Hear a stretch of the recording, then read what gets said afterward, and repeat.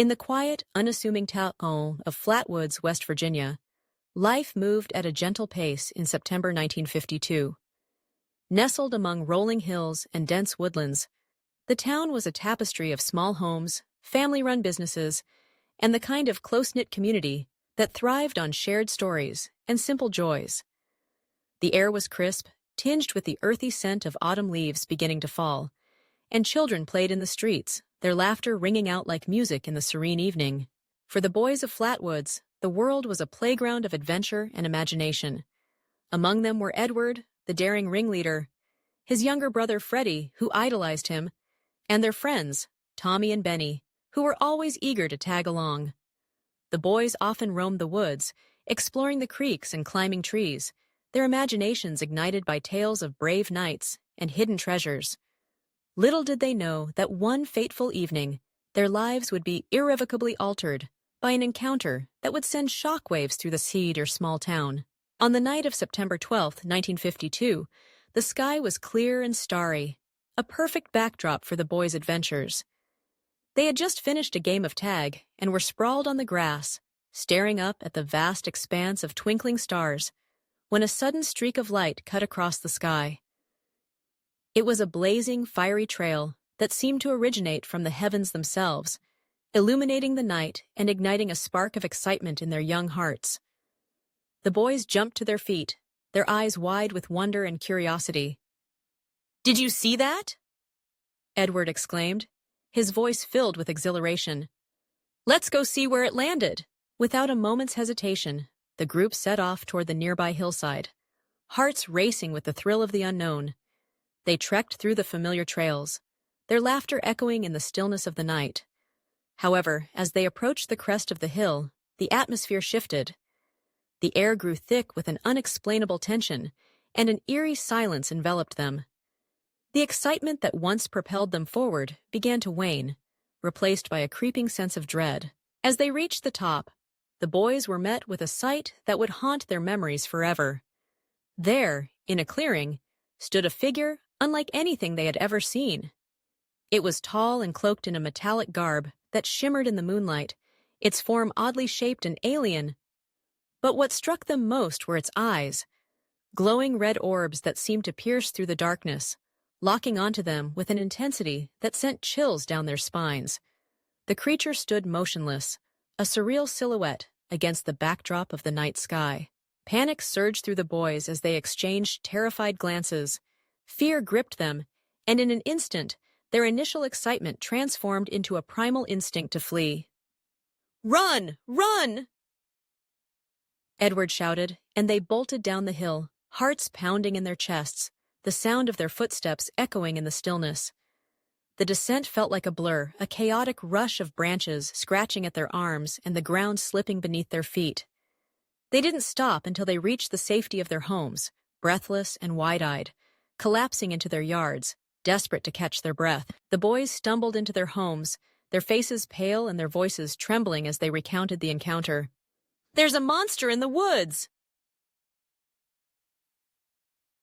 they cried, their words tumbling over one another in a frantic rush. The initial disbelief of their parents soon turned to concern as the boys insisted that they were telling the truth. News spread quickly through Flatwoods, igniting a wave of curiosity and fear throughout the community. What had the boys seen?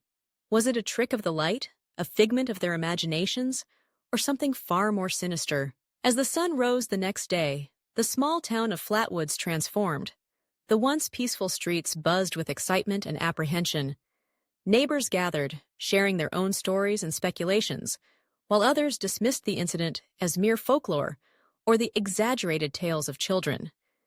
Yet, the allure of the unknown was too strong to resist, and soon a group of local men, including the town's mayor, decided to investigate the site of the boys' encounter. Equipped with flashlights and a sense of bravado, the group ventured into the woods, retracing the boys' steps. The clearing where the creature had stood was marked by a strange, lingering energy. The air felt charged, and the ground was scorched, as if something had indeed landed there. They scoured the area for any signs of the creature, their hearts pounding with a mix of fear and excitement. Some claimed to have seen strange footprints, while others reported a lingering metallic smell that hung in the air. As word of the investigation spread, curious townsfolk and researchers from nearby areas began to flock to Flatwoods. They brought with them cameras, notebooks, and a plethora of theories. Was the creature an extraterrestrial visitor, a military experiment gone wrong, or perhaps a misidentified animal? Eyewitness accounts varied widely, with some insisting that the creature had wings, while others described it as a tall humanoid figure. Skeptics argued that the boys had simply seen a meteor or a weather balloon, their imaginations running wild in the dark. In the days that followed, Flatwoods became a hub of speculation and intrigue.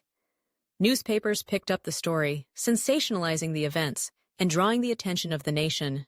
The small town, once a quiet corner of West Virginia, was thrust into the spotlight, transforming its identity overnight. The Flatwoods Monster became a local legend, a symbol of the unknown that sparked both fear and fascination. As the investigation continued, the community found itself divided. Some residents embraced the idea of the Flatwoods Monster, reveling in the excitement it brought to their town. They organized events, inviting curious tourists to explore the site of the encounter and share their own theories. Others, however, remained skeptical, dismissing the incident as a misguided adventure that had spiraled out of control. The tension between belief and disbelief simmered beneath the surface, creating an atmosphere charged with uncertainty. Theories proliferated like wildfire. Some suggested that the creature was a product of military experimentation, a secret project gone awry in the nearby hills. Others argued that it had been a simple case of mistaken identity, perhaps a bear or another animal cloaked in shadows. The local newspaper published a series of articles inviting readers to submit their own theories, resulting in a flurry of letters filled with wild speculations and imaginative narratives. As the weeks turned into months, the fervor surrounding the Flatwoods Monster began to wane, but its legacy endured.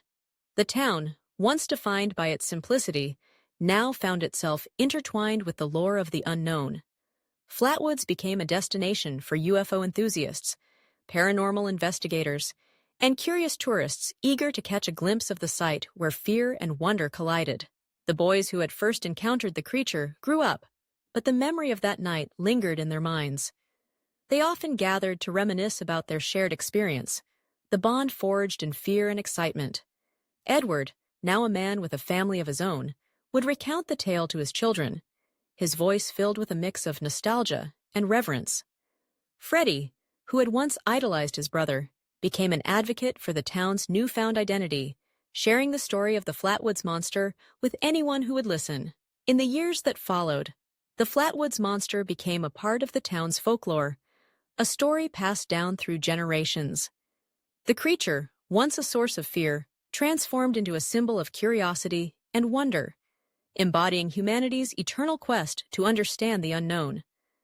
The town embraced its legacy, hosting annual festivals that celebrated the mystery of the Flatwoods Monster, drawing visitors from far and wide.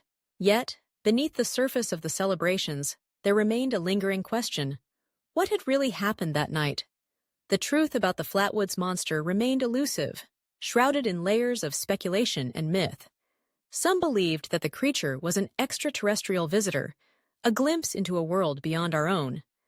Others contended that it was a reflection of humanity's fears and desires, a projection of our longing to understand the mysteries of the universe. As the years turned into decades, the fascination with the Flatwoods Monster continued to thrive, igniting discussions about the nature of belief and the human desire to confront the unknown. The event had transformed Flatwoods into a symbol of the extraordinary, a reminder that even in the most ordinary of places, the extraordinary could occur. And so, the legacy of the Flatwoods Monster endures, a testament to the power of stories and the mysteries that lie just beyond our understanding. In the end, perhaps the truth about the Flatwoods Monster is a mystery best left unsolved. The allure of the unknown is a fundamental part of the human experience, a thread that weaves through our lives and shapes our understanding of the world. Whether the creature was a figment of imagination, a military experiment, or a visitor from another world, the impact of that fateful night in September 1952 continues to resonate, inviting us to ponder the mysteries that lie beyond the stars and within ourselves.